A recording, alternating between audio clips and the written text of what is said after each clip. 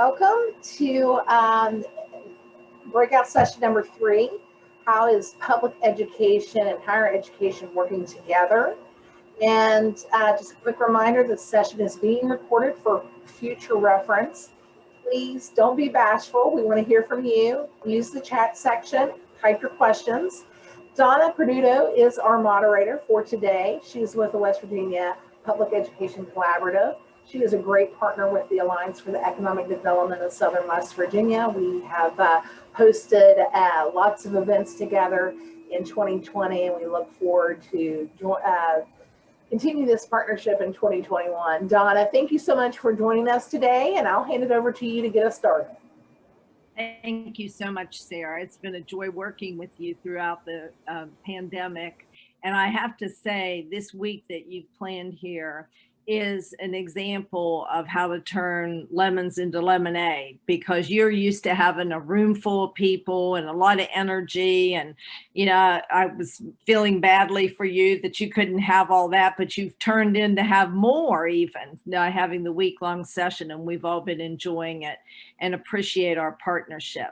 Well, I am the director of the West Virginia Public Education Collaborative, and I'm fortunate enough to be moderating a panel that has 2 of our board members. And not only are they 2 of our board members, but they're 2 rock stars in education right now in our state. They're everybody's go-to. Everybody wants them on their team. And as I go briefly through their bios, you'll see that they have so much in common. Not only are they individually strong, capable, visionary leaders, but together they're really powerful, and they have so many of the same qualities. And we're really fortunate to have them working hand in hand to bring K-12 and higher education together. And that is the mission of the West Virginia Public Education, to actually do that. And we're made up of 15 member partners that focus just on that. So this is my honor to be moderating this. I'll talk to you a little bit about Clayton first. He was appointed by the West Virginia Board of Education as the 32nd state superintendent of schools in February, right smack dab in the middle of the pandemic. But he could handle it, that's for sure. And he has really a close relationship with all stakeholders, including the State Board of Education, the governor, the county superintendents, teachers, and he's really been able to serve children well during this pandemic, during unprecedented times. Now, prior to his appointment, he was the department's associate superintendent of schools, and Governor Justice appointed him as acting cabinet secretaries to both the Department of Ed and the Arts and the Department of Commerce to help them during their time of transition. And it was just amazing to me, the work he did on both, but really amazing is he was still maintaining his responsibilities at the Department of Education. So no small task. And when I was at the Department of Education, I was fortunate enough to work with Clayton, and certainly always respected his depth of experience and expertise, but really have noticed that he has, as Sarah Tucker has, a servant's heart. And that's so much more important than anything. I mean, my dad always told me the really, really great leaders in this world will always make time for you and for everybody else, and certainly always put children first. And that's what they both do. But with Clayton, he has a knack of being a really can-do person. I got into a little trouble when I was the director of innovation since I was overzealous, and he bailed me out, came up with an innovative way to do that, and I'll always remember him for that. He's been really kind of a beacon in K-12 during these dark times. He stressed the importance of every child having at least one caring adult. And a week doesn't go by that I don't hear somebody quoting that. And he's focused on the critical need to establish coalitions and collaborations, as we'll hear about with Sarah Tucker. And this is key. Now, Dr. Sarah Tucker, who I'm also have the wonderful pleasure of working with, another rock star. She's our Chancellor of the West Virginia Community and Technical College System and Chancellor of the Higher Ed Policy Commission. She's the first person to simultaneously hold these two roles, which is amazing, and the first woman to ever serve as the CTCS Chancellor. And she guides and oversees policies and initiatives for both our state's 2-year community and technical colleges and 4-year higher education, and never been done before in the state, and doing a fantastic job. Under her leadership as Chancellor, West Virginia has made enormous strides, and her bio is full of them, but not even touching everything she's done. But she's taken community and technical education to the next level. And she's always has the heart of the student first. And one example of her championship on behalf of West Virginia students was the last year's passage of the Free Community College. And that really put us on the map for that, because that's done so much. And through the pandemic, we've seen that. She significantly strengthened partnerships with business and industry that at times were non-existent, I have to say, because I remember being, you know, when I worked with the state board and so forth, we didn't have those strong partnerships. And she works to create education and training opportunities that meet the workforce demands and connect West Virginians with meaningful careers. She has a dislocated worker population initiative that's going on now. She got $10 million from the Department of Labor to train people that had lost their jobs in West Virginia, very important. During her tenure also, the 2-year post-secondary education system made significant strides in expanding programs like Learn and Earn, which is the state's leading workforce economic development educational partnership. And in addition, under her leadership, West Virginia has increased student success immensely by transforming the delivery of remediation courses, gaining national recognition from our Complete College America for developmental education reform. And I'm anxious for Sarah and Clayton to talk further about these initiatives. Their bios were 3 times as long as that, and they are online. I hope you'll take time to read them. But let's get kicked off, and you'll just, I think you're going to enjoy this so much, because they're like the yin and yang in each other, and they work so well together. And I even said, well, who wants to go first in this panel? And they said, oh, nobody's going first, we're going together. So I think that speaks volumes. So talk to us a little bit about some concrete examples of how K-12 and higher ed are working together right now, because I know for a fact that wasn't always the case. And whoever wants to talk first. All right, Sarah, I hit you faster than you did. That was not by accident. No, ma'am. So I'm sure Donna will tag team as best we can, but I think starting off with those concrete examples of Chancellor Tucker and I is probably a really good way to start, and it, I think, portrays a little bit about our relationship. One thing that I think folks probably need to know first and foremost is that we have had a relationship in the past. We were always on the same page in different roles we've had about what children need. We've always been very clear that we need to do a better job as a state, as teachers, as counselors, as that, sorry, Donna, but as that one caring adult, helping those children make decisions about where they want to go to in the future. And it is absolutely no excuse for the system to be tangled and complicated for that student or that parent. We need to do everything we can for it to be easily understood and for it to make sense for the state too. So I think Sarah and I both have a commitment to this idea of working on career pathways and college career readiness. And, you know, I approached her last year and I said, listen, we do a lot of work each and every year presenting our college going rate, and you're never going to see me back off that. We're both going to be committed to that, but let's really expand that and let's work together on what does college career readiness mean, and where do we want to see our young people. So everybody thinks that really the State Board of Education, you know, we created this idea that we want to focus on 3 E's for college career readiness, and that is employment. We really do believe that young people are getting skill sets and able to go into employment right out of high school. We want to continue focusing on education because they need, in many cases, continuing education, whether it be a 1-year certification program, 2-year, 4-year. We want to honor all areas, and then also enlistment. We don't want to leave out the military. So Sarah and I have a lot of concrete projects focused around how do we make career pathways better and easier to understand for parents.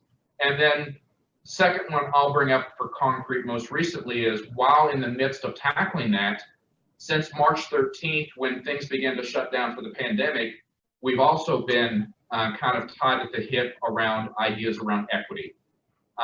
We have so many innovative things that the state of West Virginia is poised to do for our young people, but we found that during the pandemic, we understood we have an equity issue when it comes to broadband access for not only our students, but our faculty, our teachers, and public in general. So it's been very, very refreshing to have somebody with you that understands the impact that the equity for broadband access means. So we quickly partnered together to tackle broadband access. We know there's a lot of folks in that realm, and we were some of the first folks behind the governor when he had an idea for Kids Connect. Almost 1,000 points in the state of West Virginia for public access to try to fill that gap and put some Band-Aids in place as we tackle the long-term projects around broadband. But we both came at it as, this is what our children and our teachers need. And Sarah, I'm sure that you probably have even other examples. Yeah, I mean, I think the truth is that Clayton and I, as he's already said, come from a very similar perspective, right? We both know that the statistics in our state aren't great. We both know that we have an uphill battle to climb to make sure that our students are successful, but we both absolutely believe that our students are smart and capable and are going to do great things. And so if there is something structurally impeding that, Clayton and I are committed to getting rid of whatever those structural impediments are. If that's broadband, like he was just discussing, yes, we will figure out a way to make sure that our students have access to internet. If the structural issue is the way that a particular program is set up, let's say an LPN to, we were just talking about this earlier, an LPN to an RN to a BSN, well, let's figure out what those structural problems are and let's get rid of them so that our students have the opportunity to be successful. We've done that over and over and over again throughout sort of our careers together and working together throughout the past several years. And it's just really nice at this point that we're both in the positions that we are, that we can make sure that it's not just Clayton and I pushing those levers, but it's all of our agencies pushing together to try to make sure that our students, who we know are terrific, are able to be successful. Absolutely. And just as a follow-up to that, you know, I know it's all three of us have kind of stressed that you all are like-minded and you think alike and visionary. And it takes that to work together and make things happen to connect K-12 and post-secondary. But also there have to be other stakeholders that are key to tie into your work. Could you speak more about that? Like who kind of got you, you know, what are some groups that kind of got you over the hurdle? By time I'm in. Well, I mean, I don't know if I'm speaking directly to your question, Donna, but I can talk with you about the rewriting of our Perkins plan. So we have between the Career Tech Ed centers and the community colleges, we get about $8 million, a little bit shy of $9 million a year for career and technical education in the state of West Virginia. And we had to rewrite our Perkins plan. Our Perkins plan was last rewritten, I think, 15 years ago. It's supposed to be a 5-year plan, but it wasn't reauthorized. And so it was just this past year that we were able to write that plan together. We didn't just need that to be a plan that the community colleges sat down and said, this is what we need to do, or Career Tech Ed sat down and said, this is what we needed to do. We needed to involve business and industry. We needed to involve the Department of Commerce. We needed to involve all sorts of workforce and industry partners to make sure that the programs and the pathways that we were talking about were actually the programs and pathways that were needed in the state of West Virginia for now and into the future.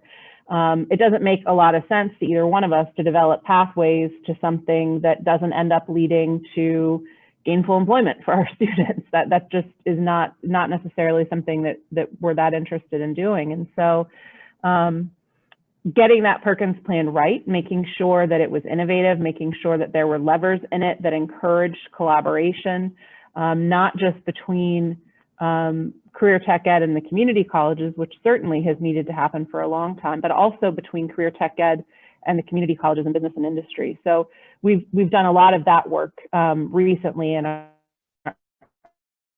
in the stages now of beginning to implement that plan. Excellent. Clayton, anything to add to that? Any groups that were key to helping this collaboration that we see now?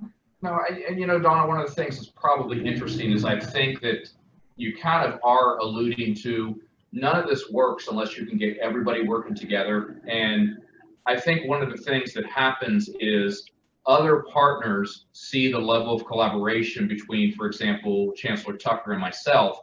And I hope that what has happened and what I'm seeing happen is it causes them to want to be a part of this team also. And I'll give you an example. When we went down the path, even a very short project, which was the Kids Connect project, Chancellor Tucker and I could not do that by ourselves. It couldn't be done by ourselves. We didn't have the capacity. We needed a lot of other agencies to jump on board and get involved. Everybody from the National Guard to Commerce to the Office of Technology of the Governor's Office, the Governor's Office himself. We had all of these entities that needed to work together to pull off in 30 days what had to be done for children. And I truly believe that if you model what you expect of others, and if we model the collaboration, we will see it with others. And everybody jumped on board with us, and we're actually beginning the same thing when she talks about the Perkins plan. What I hope is that those at the local level, with the community colleges and the career technical centers and businesses, we need to model what we're preaching. If we expect them to collaborate, then they need to see us actually collaborating and not just words. Very good. Well, then came the pandemic. So I just wonder, did that make it harder for you two to partner? It certainly intensified everything in your own arena. You had the K-12, Sarah had the, all the higher ed. I mean, how did you continue to connect, or was it harder to do that? We talk on the phone more often than you would like to know about. I don't think the pandemic made it harder for us to collaborate. I think it made us collaborate more.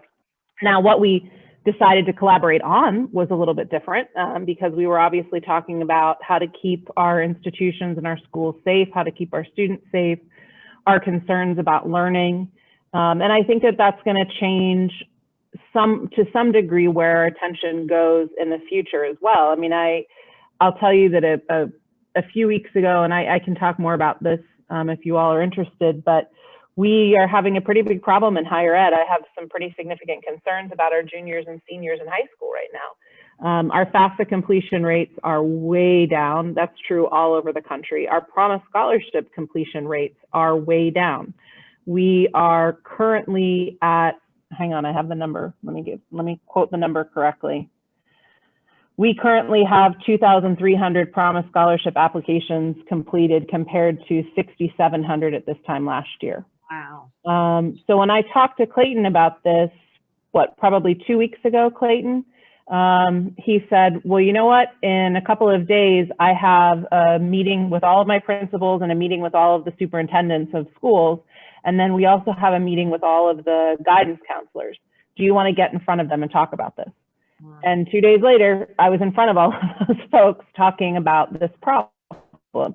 And so, and we need to keep talking about it. I mean, this is something that we're going to have to keep collaborating on and keep discussing. And I know, Clayton and I the superintendent and I have been really interested in co-requisite remediation design, both in K-12 and in higher ed.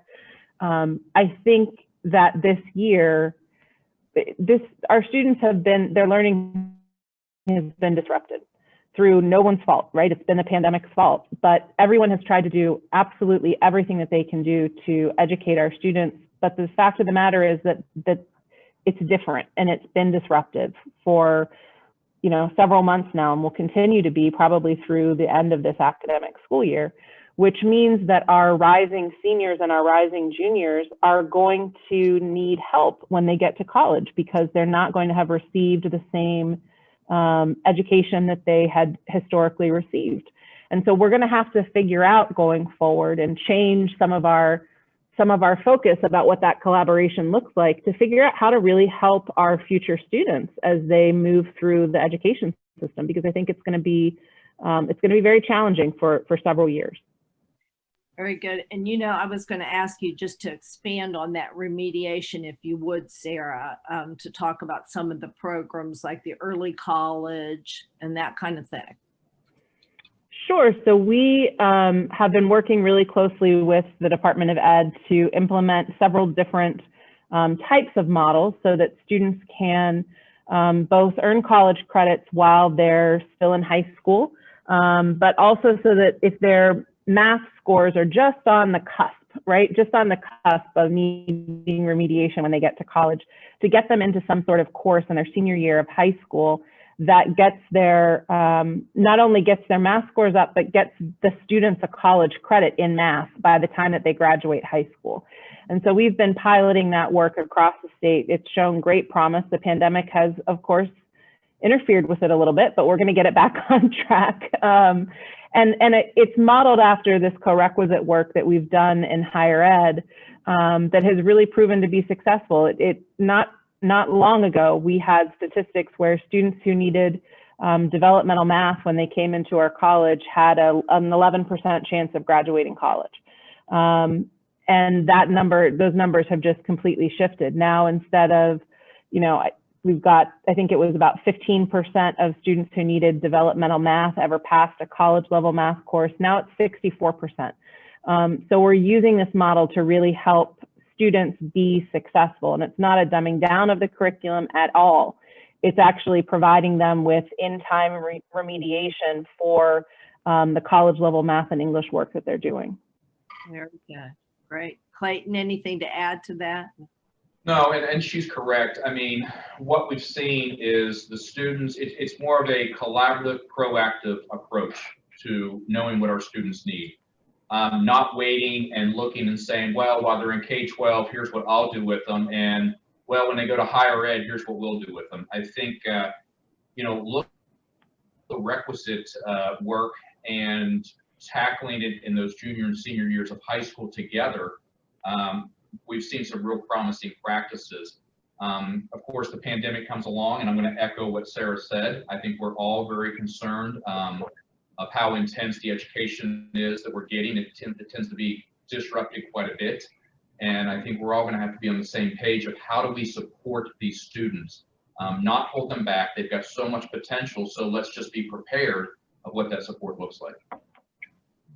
Very good. Now, you all touched on this quite a bit, but the pandemic definitely affected student pathways for higher education and the workforce. Can you expand on a little bit? You've already touched on it, but talk a little bit more about the challenges. Sarah, you want me to go ahead and start? So you're right.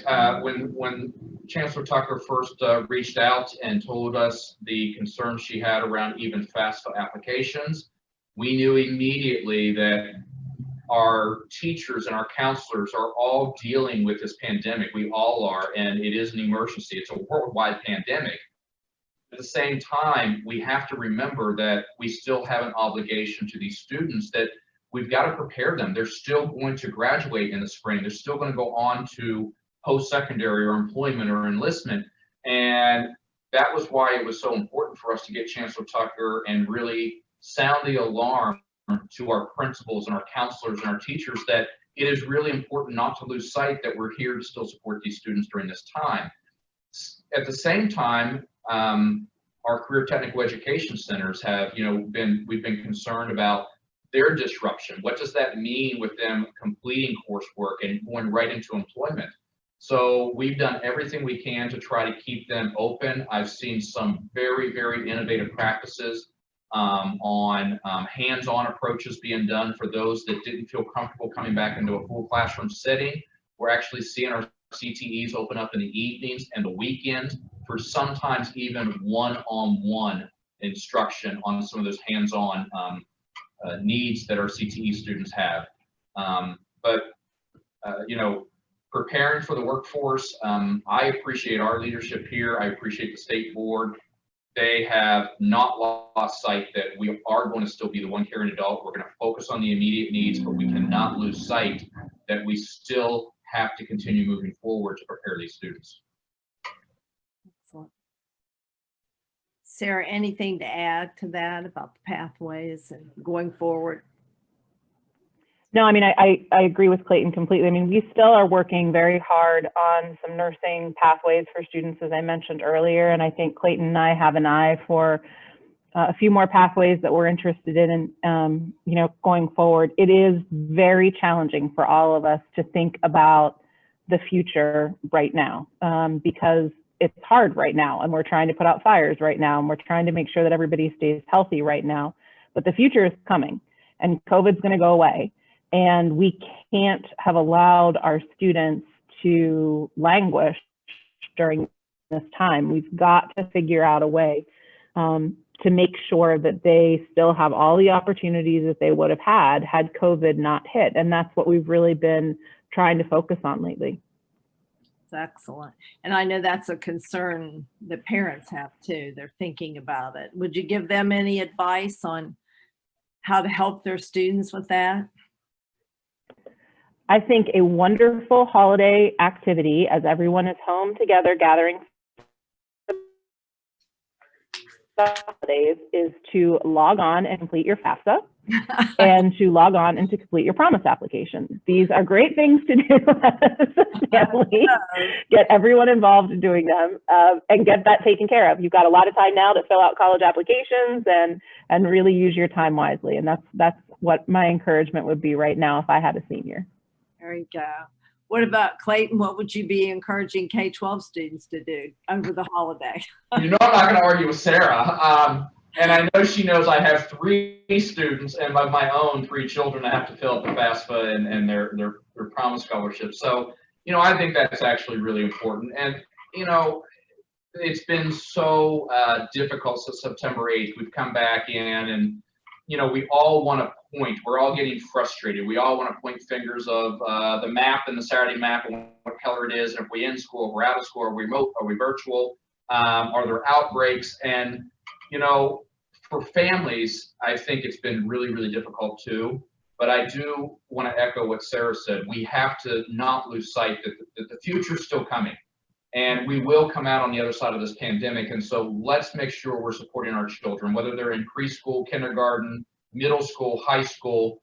You know, what's next? What are we doing to prepare for what's next? And I think that's an important conversation to have with our children. Very good. Do you have any specific programs, Clayton, that you think of that helps parents support their students? Yeah, you know, we have a partnership because the, you know, for one, the SAT is our 11th grade assessment now. We had let's remember, it was canceled in the spring. We did a makeup in the fall for free for the students that missed it, but I'm still concerned with the number of students that might have not participated or done that. So we want to make sure they're getting engaged and signing up for those, or anything we can do. We're asking families to reach out to us if we need to offer that again. And also, you know, we still have a lot of work we're doing clear down into middle school. In college career readiness. We have a new program we've launched with the College Board on career readiness and career tracker. We're trying to get that engaged, but you know, starting new programs during the pandemic it's just been rough. Absolutely. Well, that brings me to a topic that you both already talked about, but we can expand on quite a bit. Virtual learning, what a challenge at all levels it has been, but you know, we're there now and I think we're learning a lot. But the big challenge is how you work around this whole thing with the broadband access and student access and equity.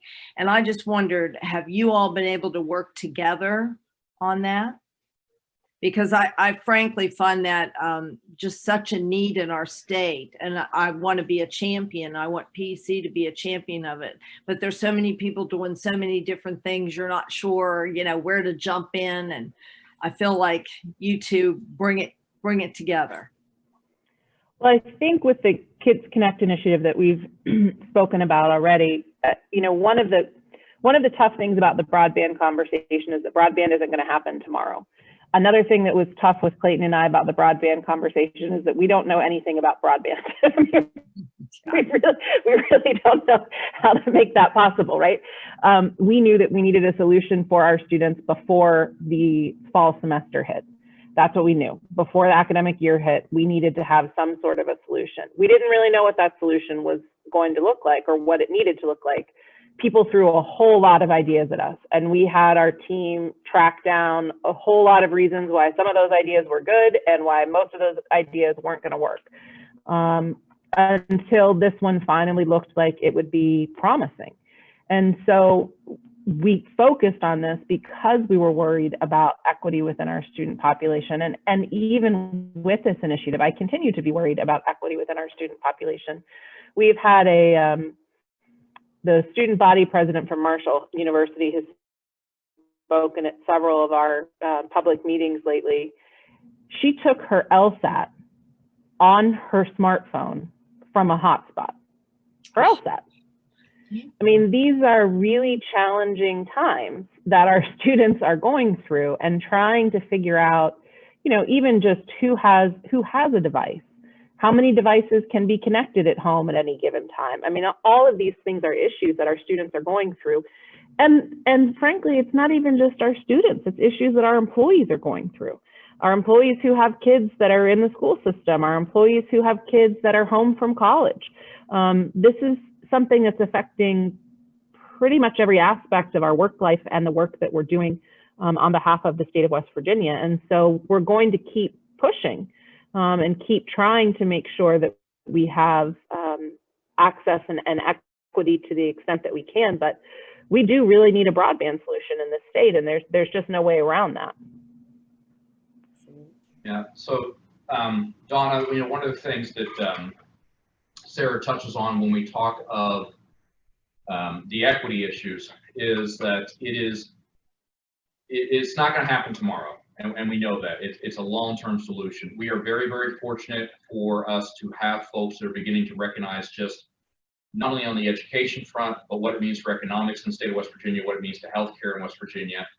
You know, I'm fortunate each month I sit next to a gentleman. He's on the state board, Scott Rotruck, and to be able to have state board members that are now really just saying, what can I do to help? We've got to start making this a serious priority, because not only is it an equity issue, we don't see this idea of the classroom moving from the brick and mortar into our homes and the expectation that children learn remotely. I think it's going to continue.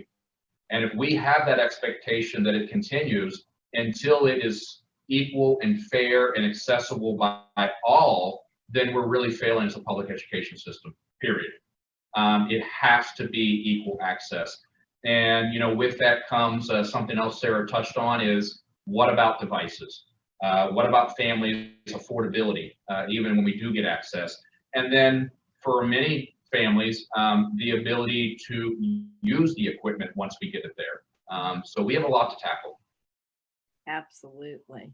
And, you know, something when you both were talking came up, I guess that most of the general public thinks the broadband access affects K through 12 more than the post-secondary. You know, we always think, we never think what you're saying, Sarah, with the student body president or Marshall having to use the phone, you know, to do that, or, you know, that kind of thing. And I guess that, you know, it's just it's a P20 issue, and I'm getting my eyes open to that a little more, you know, this year.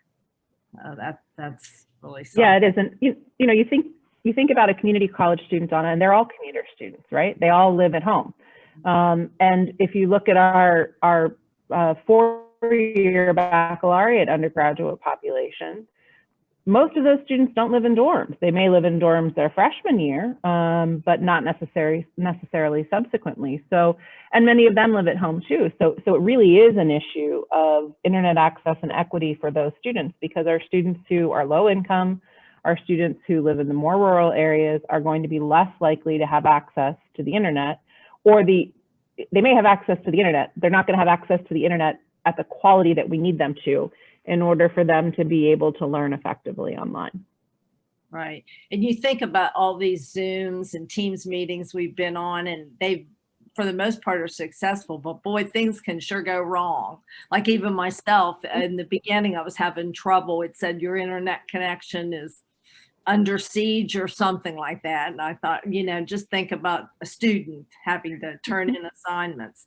And we have several people that we know of here in my county who try to help their 6th grade students. There's a group of them, and they are virtual learners, and they are taking pictures of their child's assignment and sending the pictures to the teacher to check. And it just seems unbelievable in this day and age, but that's what goes on if you don't have that connectivity. So real issue there. Well, when you think about all the resources that are needed to keep this going and to enhance your collaboration, have there been any times when you've been able to pool resources together to benefit both? I can tell you that the state superintendent provided us resources to do Kids Connect. Yeah. Yes, he did. That was entirely his generosity. He had received money through, well, I'll let you describe what happened, but yes, the state superintendent was incredibly generous with higher education. I'll let him take credit for it now.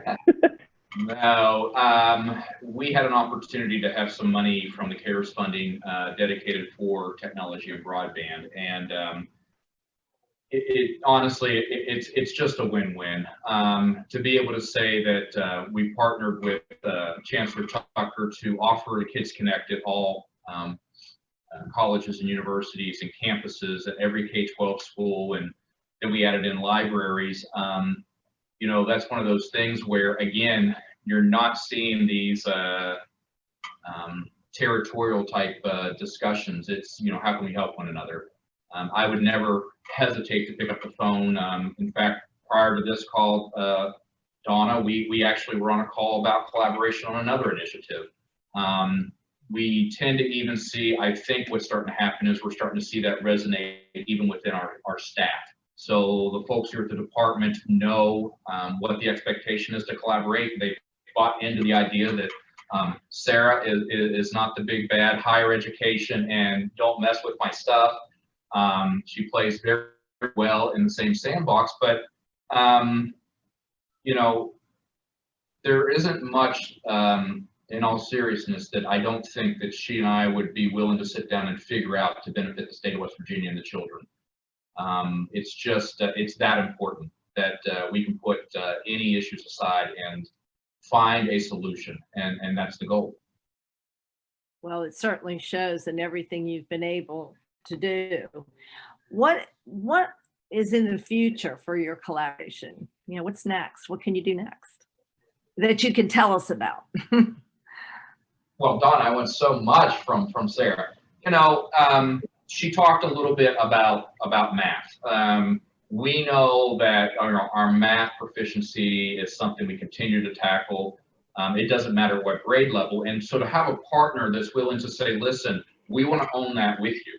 It's in all of our best interest to work to support these students as early as possible together so that they're successful wherever they decide to go. So I think you're going to see that collaboration continue. I think we're going to see it grow. I think you're going to see, she's mentioned career pathways. We have a few career pathways up our sleeves beyond the nursing one that we would like to tackle. We think there's a lot of things that our career technical education, our high schools, 2- and 4-year colleges can do to really enhance pathways for students in certain areas. And then, you know, the last one I'll talk about, you know, out loud that I'd be willing to share and know that I've already kind of thrown it at her is I'm really, really concerned, and she knows how concerned I am about our teacher shortage. We have a serious issue with teachers. Thank goodness. I should have used this as an example early on, Donna, but we talked in August and September about our substitute teacher shortages. It was so bad that we had schools closing down because they didn't even have substitutes to come in during a contact tracing or quarantine of staff. Schools were closing down. So Chancellor Tucker and I worked to find a way for our student teachers, teachers in residence to step in and actually fill that critical need gap of substitute teachers. And I think that has led us to having some serious conversations around what are we going to do in the future when it comes to recruiting and retaining high quality teachers for the state of West Virginia. Excellent. Anything to add to that, Sarah? No, well, I'll also say that we, in this teacher education sphere, we've had a lot of initial success with the revamping of our Underwood-Smith teaching scholarship, which happened 2 years ago. We knew that that scholarship program wasn't doing what we needed it to do. We knew that we could tweak it and make it better. And so we worked together to come up with a solution for what that would look like. And so we now have cohorts of 25 students each year, and it's not enough, but we're going to get there. We have cohorts of 25 students each year who are getting $10,000 annual scholarships to complete their education and training if they commit to teaching in their field in West Virginia for a period of 5 years after they graduate. So we're right now in the process of finishing up our second year application process. And there is a team that is comprised of K-12 and higher ed folks who review all of those applicants and make recommendations about moving those students forward. We have a terrific cohort that are freshmen this year, and we're about to start admitting our next students. So that program has been really effective. But to solve the problem that the superintendent has in K-12 is going to take a lot more than those two initiatives. And so we're just going to have to keep pushing on this issue and making sure that our K-12 system has the high quality teachers that they need in order for all of our students to be successful. Excellent.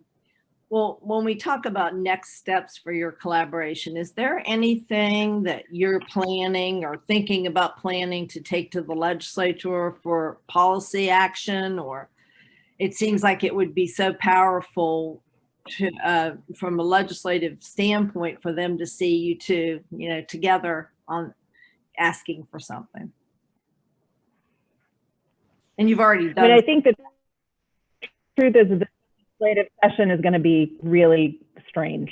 I mean, let's just be honest. It's going to be a really, really odd session. I'm not entirely certain how it's going to play out. We've heard, from different sides, talking about maybe having only a few bills that go forth. So I think a lot of the work that Clayton and I do together will probably, we may not be able to wait for this legislative session. We may just need to jump and do things on our own. But certainly in this the past legislative session, we had several initiatives that Clayton and I ended up co-chairing, at least two, I think, Clayton, maybe three different committees to help move some of this work forward. One of those was the nursing pathways, another is a college completion initiative. And so you've seen that, maybe not as publicly as we would, because we got hit by the pandemic about a week after the legislative session hit. But we've been working on those things, and we'll continue. Yeah, and Donna, you think if there is any type of normalcy to the legislative session, Sarah has agreed that anytime I speak to legislators, she will be there and hold my hand. No, and in all seriousness, she's right. So they got to see us collaborate in the past, especially last year. I do really have a lot of optimism that going into the spring, whatever it looks like, I think they will appreciate two state agencies and two state leaders that work so hand in hand. Because we're so collaborative, I think they also hopefully know that we want to be as collaborative as possible with them. We will never turn down any help, any support. It takes so many of us to do some of these things. And I think we're both at a point in our careers where we understand, as she's already alluded to on a couple of occasions, there's many of these things that we need to have ourselves. No matter how much we want or try, we need others to help us and move some of these initiatives. Absolutely. And you think about, you know, I know this relationship and this collegiality will always remain in place, but what's the biggest obstacle to moving forward together that you see right now? Because I know, you know, just in other states and even doing some research for this panel a couple weeks ago, you know, you read articles about how it's not working in other states, or it's part of their strategic plan to somehow make it work. So, you know, is there an obstacle? I don't really think there is, to be honest. But I mean, I think what Clayton said earlier about modeling the relationships and expectations that we have at our level ends up moving through all of the systems. And if we can show success collaborating at this level, then I think everyone else will be able to have equal success collaborating, you know, at the local level. And I don't see how, and I don't think Clayton does either, I don't see how fighting with one another and not collaborating does our students any good. I just don't see how it does. I think that the only way to make sure that our students are taken care of is to work together. Sometimes egos get in the way, but you don't see that between the two of us. So, you know, I think I really don't see an obstacle. I don't believe I'm naive in that either. I don't see an obstacle. She said something when she opened up, Donna, about you probably don't want to know how often we chat or call or team, but I think that's actually part of it. There's very few weeks that go by that we've not communicated with one another. And as much as I really do care about her son and her husband and her father, I absolutely care what's on our mind each and every week when it comes to what are we going to do during this pandemic and how we're going to help children. And so we do talk a lot. And if folks think that, you know, it's not a lot of chit chat, I will tell you, she's pretty serious most of the time. We joke on here with you, but we both take it very, very serious that we have to model that. We are, you know, we are allowed voice for the students and the systems in place. And if anything we do at our level will help those at the local level, if it opens doors for them to collaborate and be better partners, great. And if there's anything that we can do to leverage that collaboration locally, we're all in. That's great. And you think about, like when I said I did that research about some of the rub or sometimes it can happen with, you know, connecting K-12 or making it seamless P20. One of the things that came up a lot is that they felt like the programs were overlapping. Maybe what we were doing in K-12 was the same thing they were doing at community college or something like that. And it just seems to me that you all kind of welcome that overlap and that you make something great out of it. And I'll be honest with you, Donna, we not only offer and relish in that overlap, we actually are beginning to challenge one another. And I think when you agree up front, what's best for children and what does the actual pathway look like, I think you get out of the territorial, my program, your program. So we already, and if folks thinks that Chancellor Tucker and I don't rub heads or butt heads sometimes at all, it is very minimal until we both step back and say, wait a second, what if it was my child, what would work for them? What's the pathway look like?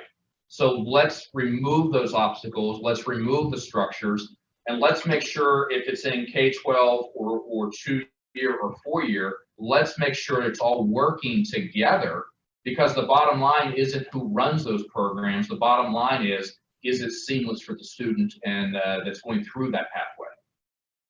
Very good. Anything to add there, Sarah? Okay, great. Nope, I think you covered it. Well, I want to give time for questions, but I do have one last question, just on my end, and then we can talk about anything. I guess back in the day, I'll show my age, when we were inviting 21st century skills in, and we always had these people, visionary speakers, usually from out of state, talking to us about, what the future of education is going to look like. And they try to scare you a little bit and excite you a little bit, And I guess now I'm going to ask both of you all, because you're visionary. What do you see for education in your arena going forward? How have things changed because of the pandemic? What are some of the good things that we need to take away? And just, like looking in your crystal ball, like for next year or 5 years, what's it look like? So, and for me, Donna, when you asked that, I was probably actually with you when we did the 21st century. And you're right, they would come in a little scare tactic, we would listen from business, what do we need? And it was always interesting being the early childhood guy that I'm like, yeah, I don't know if you just implement the kindergarten curriculum throughout your entire system, we're going to be good. We're going to be great. We'll learn how to.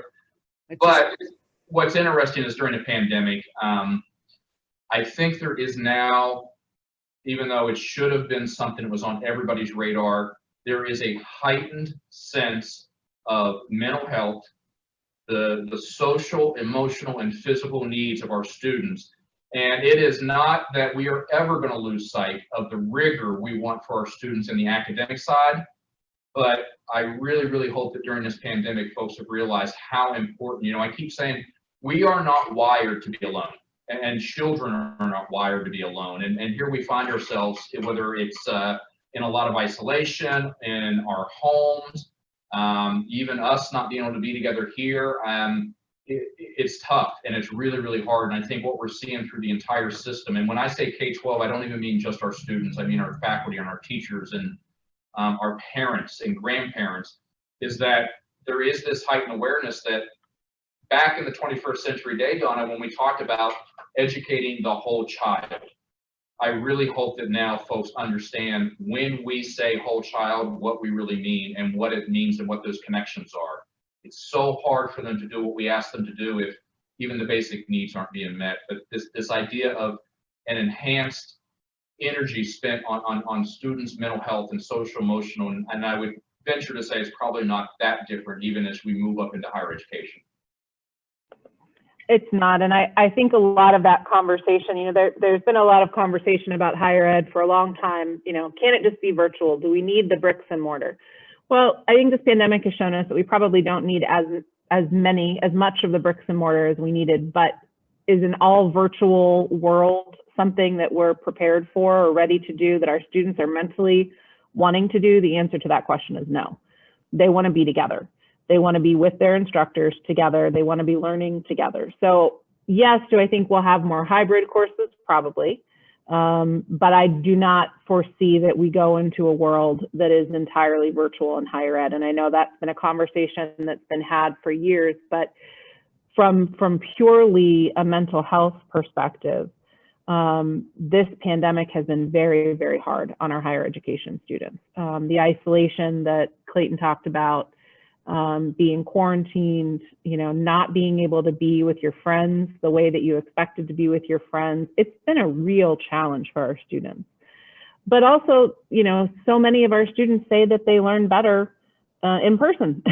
They get more out of it when they're face-to-face with their instructors. And so you have both this social aspect, which is incredibly important for all of us, that I think we're all, or most of us are probably craving right now.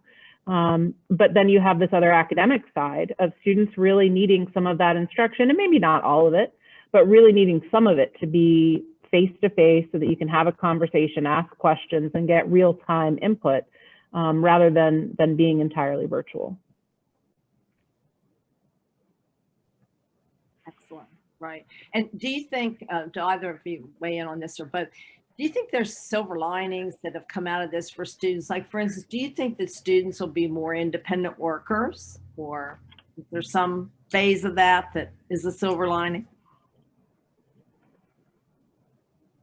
I don't know if I think that they'll be more independent workers. I mean, I think that that's possible. I think that there are a lot of silver linings throughout all of this. I think the collaboration and communication at the state level in West Virginia has been remarkable, not just between the Department of Ed and the Commission and Council, but also between all of the other state agencies. Really working together, particularly DHHR and the National Guard, trying to make sure that, and the governor's office, obviously, trying to make sure that everyone is safe. You know, we've never had that level of collaboration before, ever. And so I think that that has been very important. I think our students, I think maybe now more than ever, they don't take their education for granted. I think that they'll really be looking forward to the time that they can go back to class with their friends, and they're going to cherish that. And they're not going to take it for granted for what they have. And I think that that's a huge silver lining that'll come out of this. Very good. Clayton, anything to add to that? No, the collaboration is correct. And, you know, I think, Donna, at one point in time, I think we spoke with you in particular about the value that I hope is now placed on our educators. There is no replacement for a live teacher. There just is not. And I think we've come to not only value, but cherish the time we've got to be with our teachers. And, you know, I think typically about what that means in the early childhood world, that I worry about our young learners. But, you know, here recently, we just saw a group of high school students in Central West Virginia do a small protest at their high school as students because they wanted to be in person. Yeah. And I think, you know, that there's nothing wrong with that. That's great. That is absolutely, I love that our young people are going, wait a second, I'm starting to really think about what I need for my education to be successful. And if it means being in school, cherishing that teacher, if that came out of this, then great. Very good. That's an upbeat way to wrap it up a little bit, but we want to get into the chat room because I know Sarah and Brittany, we have some questions.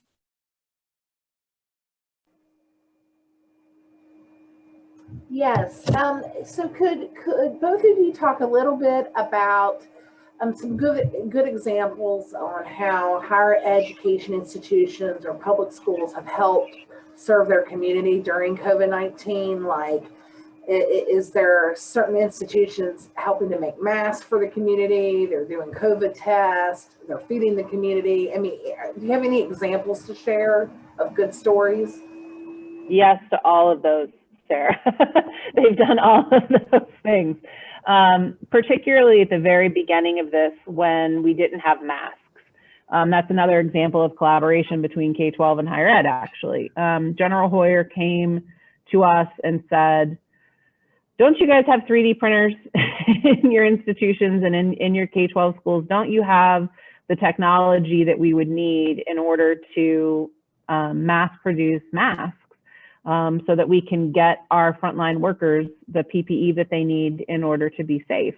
And so that's exactly what we did. We reached out to all of the presidents. Clayton reached out to all of the principals. Everybody was more than excited to jump on board.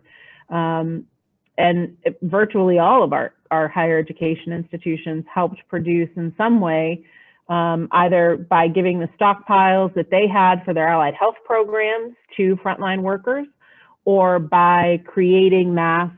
There actually was a collaboration between a community college and a baccalaureate institution that resulted in the development of what is now being called the state's N95 mask.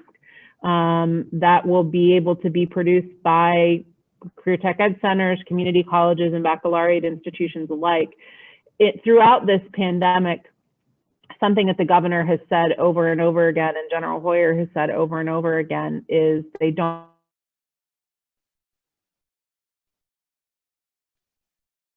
Virginians have always been very self-reliant. We're able to do things for ourselves. We're able to take care of ourselves. And rather than waiting around for someone else to bail us out, they have really pushed us to create capacity within our state. And so we're at that point now where we're able to produce PPE, where we're able to run tests.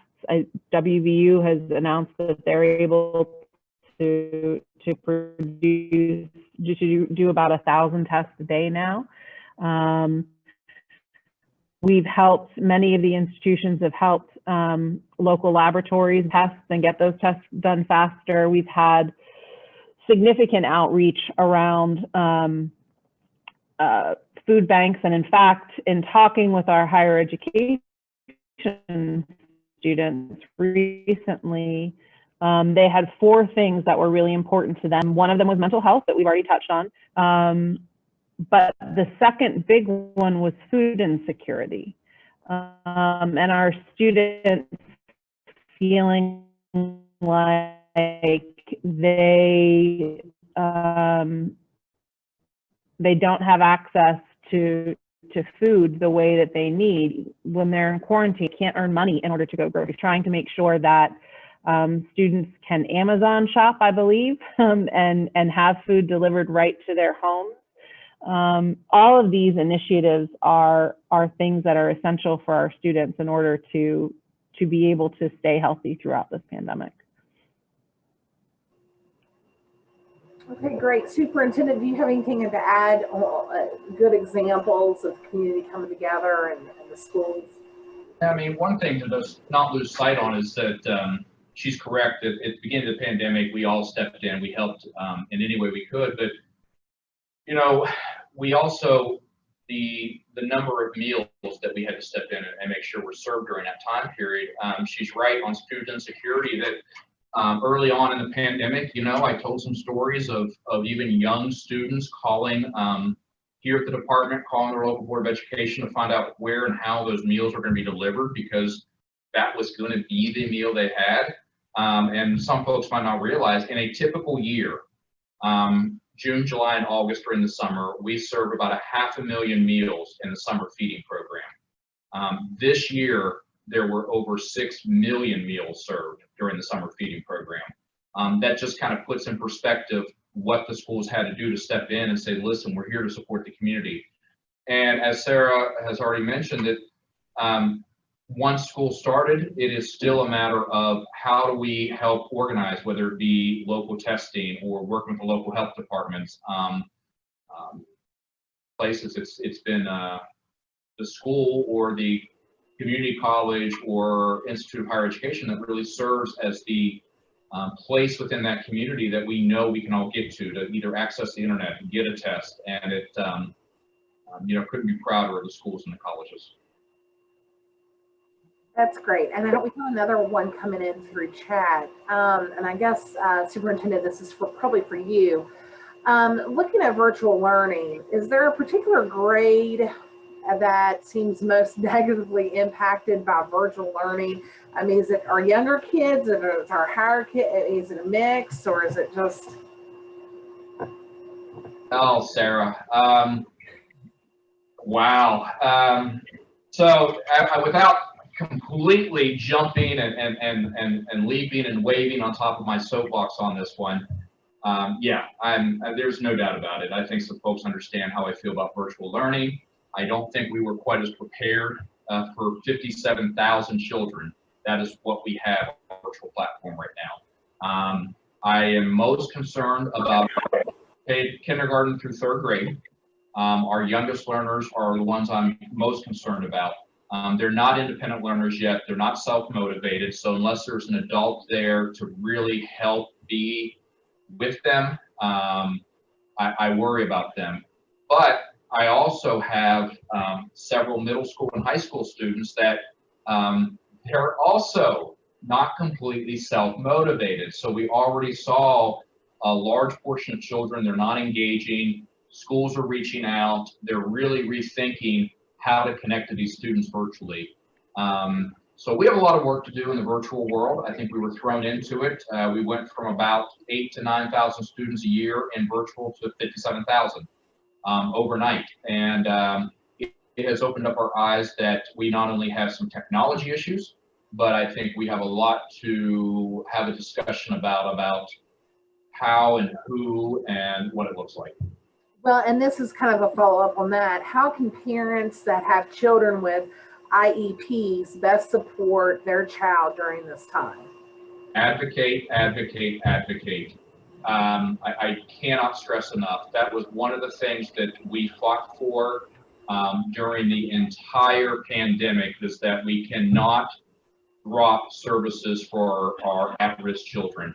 In fact, when we came back on September 8th, we asked every county, they were to all have a plan that even when they have to close in orange or red, they are to keep their doors open. They're continuing to support, and we have some counties that are doing a great job. They open up those doors, services do not stop, but we've had several families contact us here, our Office of Special Education. You know, the IEP, when you write it for a child, is very specific about the needs of that child. So has it been rewritten or looked at again if that child's moved into virtual? Are services being provided in a different way? And sometimes that is at school, sometimes it's alternatively, but advocate, advocate, advocate. We have an entire office here that is here, ready to help, and we continue to stress, call us if you need any assistance at all. Okay, that's great. And Chancellor, there's one that's that I think that you would probably be best to answer.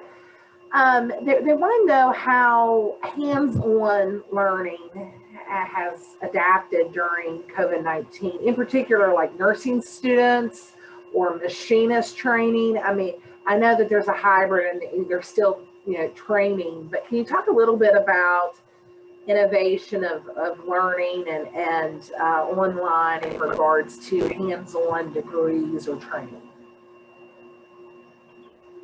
Sure. So we have done what we can to have online laboratories if we're able to do that.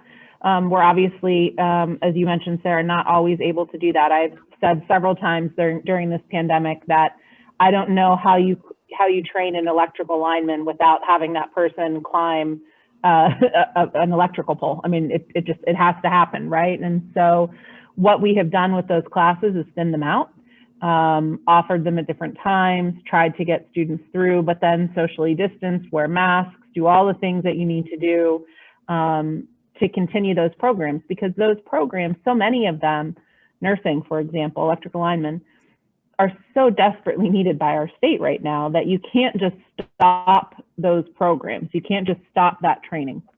So our community colleges and our baccalaureate institutions have tried to figure out ways that they can safely put students through those classes. And a lot of it has to do with really thinning out the class, social distancing, using outdoor space. But we've continued with those programs. There have been times, particularly with some of our nursing programs, as you would expect, our nursing students are in the field, and so they're doing their clinicals. And we've had a couple of times where we've had some nursing students test positive because of work that they've done in the hospital, and so we've had to shut down nursing programs for a couple of weeks to make sure that we've gotten everybody back together and safe. But that's how we've handled that. We also have been doing surveillance testing of all of our higher education population that's in person. And so we are testing every week 10% of the faculty, staff, and students who are on campus to try to make sure that the on-campus environment that we have is as safe as it possibly can be. I know that you're doing that too, because I've been pinged personally twice to get. Sorry. No, that's okay. My mom and dad always comes to visit afterwards, so it's fun. Okay, I'm gonna toss it back to you. I think that we've answered the chat section, and I'll let you wrap it up here. Okay.